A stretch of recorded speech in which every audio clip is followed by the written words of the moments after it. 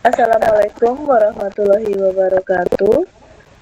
Perkenalkan, kami dari kelompok 3 akan menyampaikan hasil proyek kelompok kami di mata kuliah kecerdasan artifisial yang kami beri judul prediksi kelahiran prematur pada masa kehamilan, studi kasus menggunakan naive Bayes, KNN, dan juga random forest. Sebelumnya, izinkan saya memperkenalkan anggota kelompok saya. Ada saya sendiri, Angelica Rosa Yunifa, dengan NIM akhir 209. Kemudian rekan saya, Mutiara Kanza Asifa, dengan NIM akhir 230.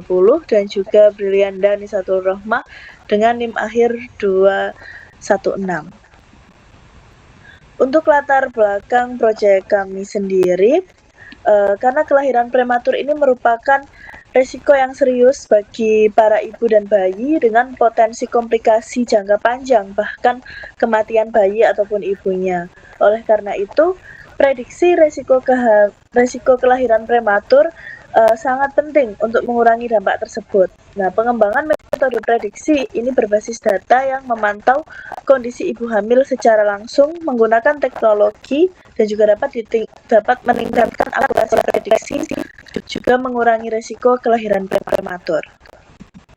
Untuk manfaat dari proyek yang kami buat ini, yang pertama untuk membantu mengidentifikasi risiko kelahiran prematur lebih dini, kemudian meningkatkan tingkat keselamatan ibu dan bayi melalui tindakan yang preventif, memberikan kontribusi terhadap perkembangan teknologi kesehatan berbasis data, meningkatkan kepercayaan dalam dunia kesehatan dan teknologi, mengoptimalkan sumber daya kesehatan, serta mendukung pengambilan keputusan yang lebih akurat. Adapun tujuannya, yang pertama untuk mengembangkan model prediksi berbasis machine learning untuk mengidentifikasi resiko kelahiran prematur. Kemudian ada mengevaluasi performa model menggunakan metrik yang relevan.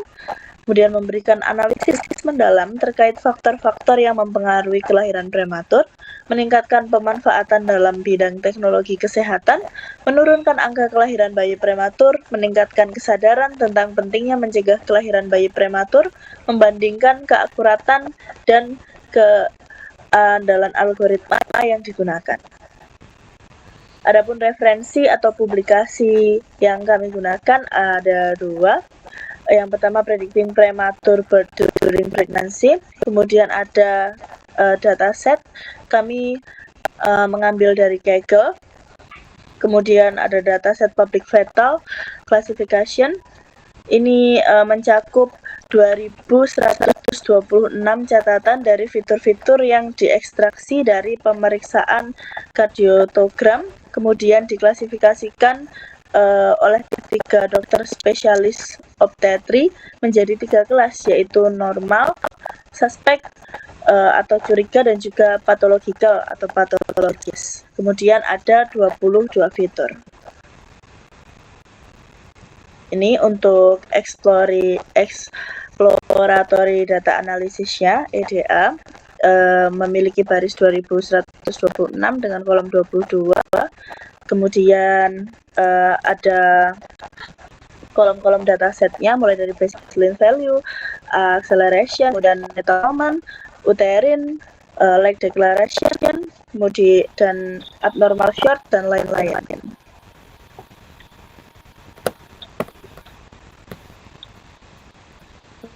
Kemudian untuk korelasi antar variabelnya akan dilanjutkan oleh teman saya. Untuk korelasi antar variabelnya, di sini sudah ada korelasi matrix, di mana dari datanya sendiri tidak ada nilai yang hilang, dan juga tidak data numerik. Datanya memiliki korelasi positif berdasarkan korelasi matrix, yaitu prolonged declaration, mean value of long-term variability, dan percentage of time with abnormal long-term variability. Memiliki fitur korelasi yang tinggi terhadap data health. Korelasi negatif atau tidak signifikan, yaitu ada fitur lainnya menunjukkan korelasi lemah atau hampir tidak ada hubungan langsung. Lalu ini untuk distribusi total health-nya, di mana dari diagramnya dapat dilihat bahwa distribusinya tidak terdistribusi secara merata jumlah data tiap kategori. Normal memiliki 1.655 data, suspek 1.225 data, dan patologikal memiliki 176 data. Kategori ini tidak seimbang dengan data kategori normal lebih banyak dibandingkan kategori lainnya. Untuk metode yang kita gunakan, untuk penentuan metode yang digunakan dalam proyek ini bertujuan untuk memprediksi tingkat resiko kehamilan berdasarkan fitur kesehatan ibu menggunakan pendekatan berbasis data. Adapun pendekatan-pendekatan yang dilakukan meliputi data preprocessing, lalu ada standarisasi atau normalisasi fitur numerik, lalu penyeimbangan data kategorikal pada kelas normal, dan kita menggunakan SMOTE, lalu ada pemilihan fitur yang memiliki korelasi dan pengaruh terhadap target. Model yang dieksplorasi yaitu ada naive Bayes, KNN, dan juga Random Forest Classifier. Lalu yang B, kesesuaian metode dengan penyelesaian masalah. Model-model tersebut cocok untuk dataset dengan fitur numerik dan kategorikal serta toleran terhadap outliers. Model dalam interpretasi menggunakan fitur penting dan juga algoritma SMOTE juga digunakan karena dataset menunjukkan ketidakseimbangan kategori, sehingga metode ini digunakan untuk menambah data kategori minoritas tanpa kehilangan pola. Metode yang selanjutnya akan dijelaskan oleh teman saya selanjutnya. Baik, untuk metode selanjutnya ada penetapan metrik evaluasi. Untuk mengevaluasi performa model digunakan metrik diantaranya akurasi, yaitu persentase prediksi yang benar secara keseluruhan, dan juga precision, recall, dan F1 score untuk mengevaluasi performa pada masing-masing kelas, terutama kelas minoritas. Nah, berikut ada hasil dan analisis dari eksperimen kami. Dengan bereksperimen pada proses pre-processing data kami yang tidak seimbang, kami dapat membandingkan beberapa data file yang melalui langkah pre-processing berbeda dengan melihat nilai akurasinya pada 3 algoritma pemodelan yang kami gunakan.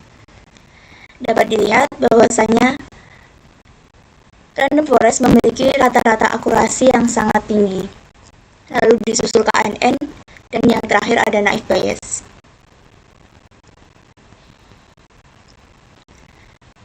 Dengan melihat rata-rata akurasi setiap algoritma pemodelan, Random Forest memiliki rata-rata akurasi pemodelan yang paling tinggi, yaitu sekitar 91,67%. Dengan akurasi tertinggi ada pada data file balance data, di mana pada program ini kami mengolah raw data yang hanya melalui proses balancing data menggunakan SMOTE sebelum digunakan dalam pemodelan. Sedangkan untuk dua algoritma pemodelan lain, naive Bayes memiliki rata-rata akurasi yang paling rendah, yaitu sekitar 76,92%. Dan untuk KNN, dia berada pada tengah-tengah kedua algoritma tersebut dengan nilai rata-rata akurasi sekitar 88,25%. Jadi kesimpulannya adalah yang pertama, dari hasil yang dianalisis yaitu rata-rata akurasi setiap algoritma dapat ditarik. Yang pertama, algoritma naive Bayes memiliki kinerja paling rendah dengan rata-rata akurasi 76,92% dan kurang optimal untuk dataset yang kompleks. Algoritma ini akan lebih efektif untuk dataset dengan distribusi yang sederhana.